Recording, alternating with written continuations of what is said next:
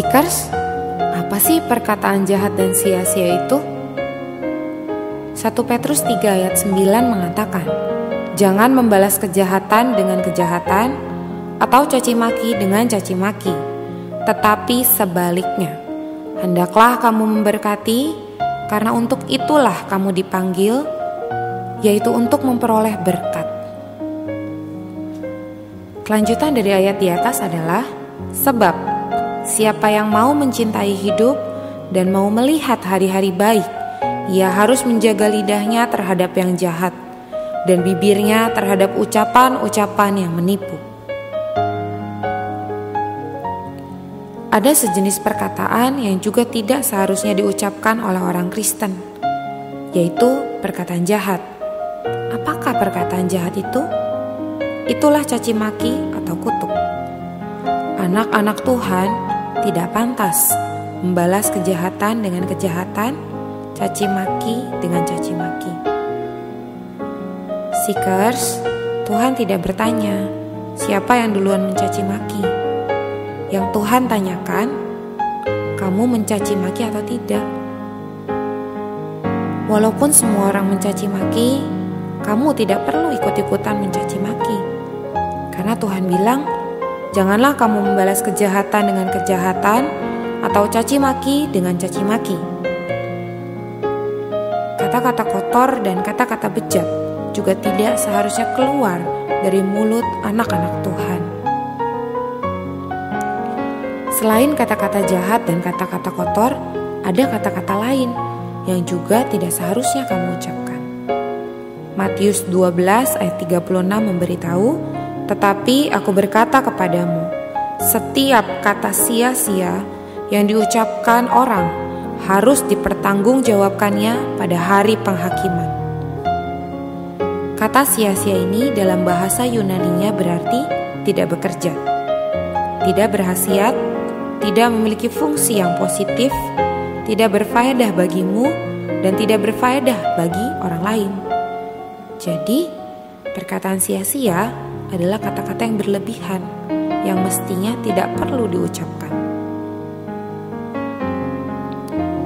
Mungkin kamu katakan memang benar demikian, sesuai fakta, tidak ada unsur dusta di dalamnya. Namun, itu tidak perlu kamu katakan, karena tidak berfaedah bagimu dan tidak berfaedah bagi orang lain. Misalnya, tanpa sengaja kamu mendengar bahwa seseorang telah mencuri uang persembahan gereja. Lalu, kamu menceritakan itu pada temanmu. Ini adalah perkataan sia-sia. Karena cerita itu tidak berfaedah bagimu dan tidak berfaedah bagi temanmu. Walaupun faktanya memang demikian. Tuhan mengatakan, setiap kata sia-sia yang diucapkan orang harus dipertanggungjawabkannya pada hari penghakiman. Kita harus mengetahui bahwa perkataan sia-sia yang diucapkan orang Kristen tidak saja diucapkan satu kali, tetapi akan diucapkan 2 kali. Hari ini diucapkan dengan sembarangan, kelak harus diucapkan sekali lagi di hadapan Tuhan. Setiap kata sia-sia itu harus dipertanggungjawabkan. Ketika kamu mengucapkan untuk kedua kalinya, kamu akan dibenarkan atau dihukum menurut ucapanmu. Itulah sebabnya Amsal 13 ayat 3 mengatakan, siapa menjaga mulutnya memelihara nyawanya.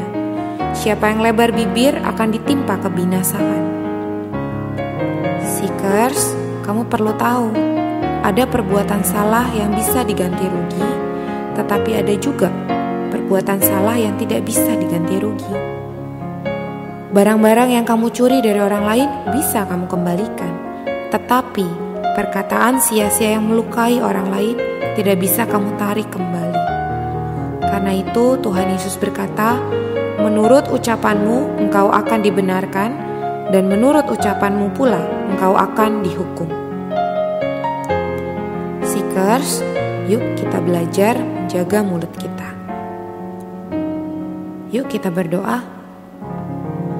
Tuhan Yesus, banyak sekali kata-kata yang tidak boleh aku ucapkan tetapi telah aku ucapkan.